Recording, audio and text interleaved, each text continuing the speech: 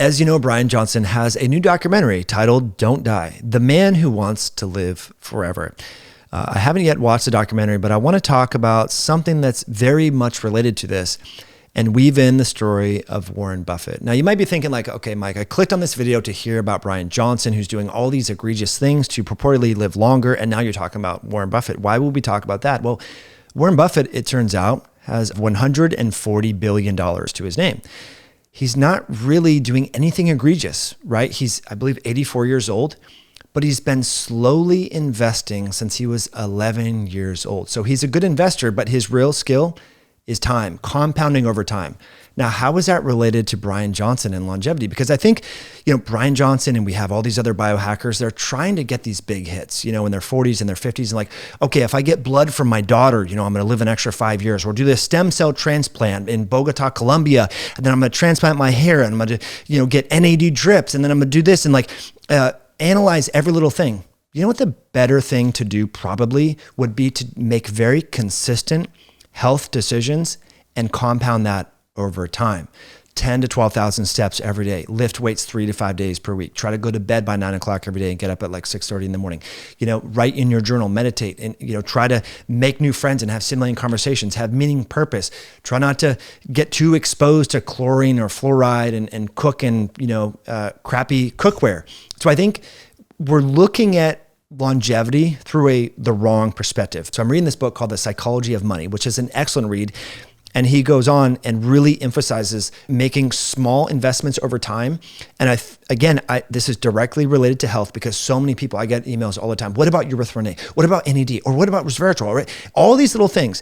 And it's like, look, if you're not making the healthy nutrition choices, if you're not exercising, if you're not sleeping well, prioritizing sleep, having meaning and purpose in your life, good relationships, none of that stuff really matters. Everyone's trying to get this big hit, to get this big return on their investment, spending hundreds of dollars a month on all these crazy things. And obviously Bryan Johnson is doing a lot of really egregious things, probably trying to make up for lost time in his 30s and 40s. So what I suggest to all of you is we can learn from Warren Buffett and we can be very consistent and compound our health and nutrition choices over time and let really good day in, day out investments in our health just pay out over time. In this book, The Psychology of Money, he talks about a lot of other investors who were much more, took a lot bigger risks than Warren Buffett and do not nearly have as much wealth, in their life. And so I think that's one of the biggest things. When we look, I often travel, for this profession, and get asked to give talks and so forth. And I was actually in a cafe in Iceland and there was this Italian man. He didn't look like he was Icelandic. And so I just struck up a conversation with him.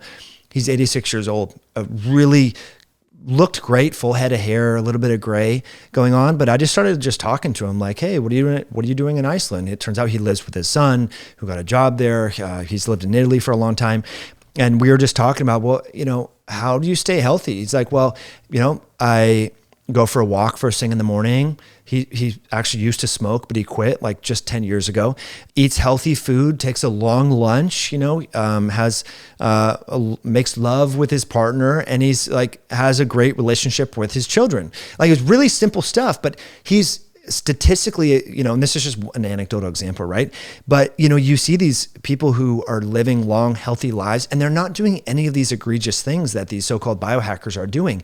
And so I think we just need to slow down a little bit when it comes to health and take the Warren Buffett approach. And that is small daily investments that will compound in our favor, or it could go the other direction. Just think about it. You're like, well, it's just a pack of cigarettes. Who cares? It's not that big of a deal.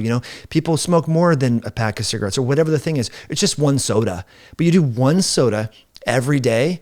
Think about that. That's 365 in a year, 3,000 in a decade. By the end of your life, you're talking about tens of thousands of sodas.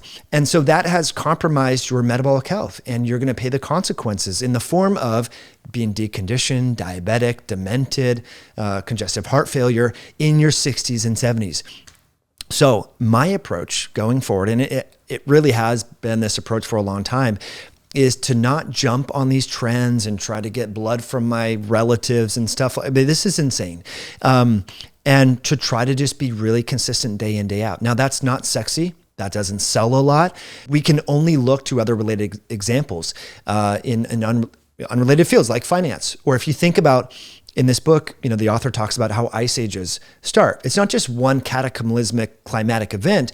It's a small shift in the axis of the Earth and a relatively cooler summer that builds more and more ice in the winter, and that deflects more and more sun the next summer, and then you get an ice age after decades, right?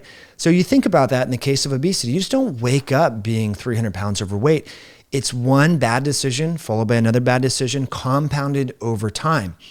And so we can flip that the other way around. And when it comes to health and longevity, and we can make one good decision every meal. There's gonna be days where you have a bad day or you have a cheat day or the holidays were upon us, right? So, but the point is to be very consistent with your exercise, with your nutrition and all that. So a few tools for you. We have our blood work cheat sheet, blood work masterclass. I definitely recommend you check your lipids, your ApoB to A1 ratio, your glucose, your insulin, all of that. Download that blood work cheat sheet if you want to optimize your metabolic health.